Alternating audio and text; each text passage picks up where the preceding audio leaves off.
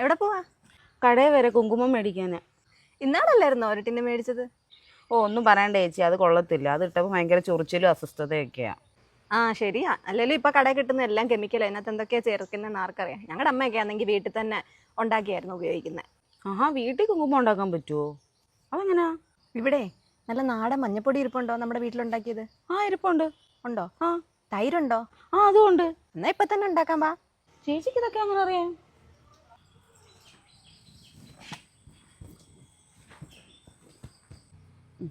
തൈര്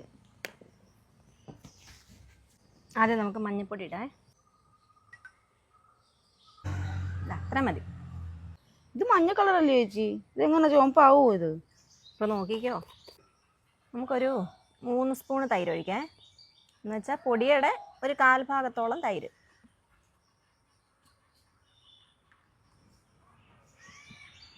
ചേച്ചി ഇത് എന്തോ ചെയ്യാൻ പോവാ? ഇതിനി നല്ലതായിട്ട് മിക്സ് ചെയ്യണം, നല്ല ഞെരടി യോജിപ്പിക്കണം.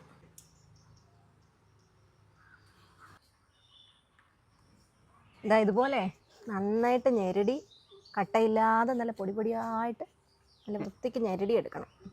ആ ഇത് പിന്നെ കെമിക്കലൊന്നും ഇല്ലാത്തതുകൊണ്ട് കുഴപ്പമില്ല. കൈ പരണ്ടാലും നെറ്റിക്ക് ഓടാനായാലും കുഴപ്പമൊന്നുമില്ല. ഇതിനകത്ത് കെമിക്കലൊന്നും ഇല്ലാത്തതുകൊണ്ടേ കൈക്കൊന്നും ഒരു കുഴപ്പവും വരത്തില്ല.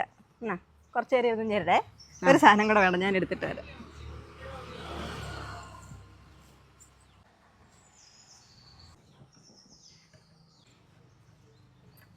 അതെ, നമുക്കിനി നാരങ്ങയും കൊണ്ടാണ് അടുത്ത പരിപാടി.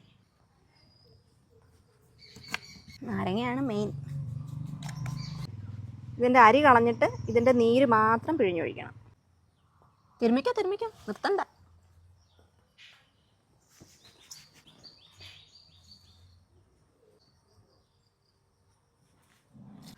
ആ ഇതിന് എത്ര നാരങ്ങയൊക്കെ ഒഴിക്കണമായിരിക്കും?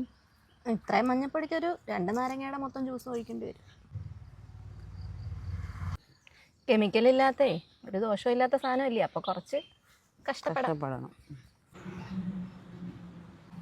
ഇതേ അളവൊക്കെ കറക്റ്റ് ആയിരിക്കണം കേട്ടോ. തൈര് 1/4 ഭാഗം തൈര്, പിന്നെ നാരങ്ങാ നീര്, അത് കറക്റ്റായിട്ട് വന്നെങ്കിലേ നമുക്ക് ആ കറക്റ്റ് കളർ കിട്ടത്തുള്ളൂ.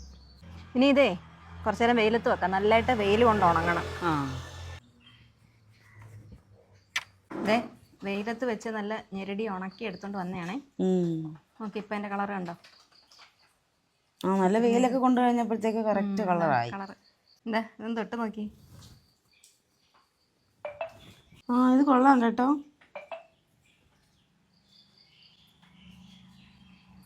ഇത് വെയിലത്ത് വെച്ച് നല്ലതായിട്ടൊന്ന് ഉണക്കി ഒന്നുകൂടെ ഒന്ന് ഞെരടി നല്ല പൊടിയാക്കിയിട്ട് പിന്നെ ഇതിനകത്തങ്ങ് ഇട്ട് വെച്ചാൽ മതി. ഒരു കെമിക്കലും ഇല്ല. ശരിയാ.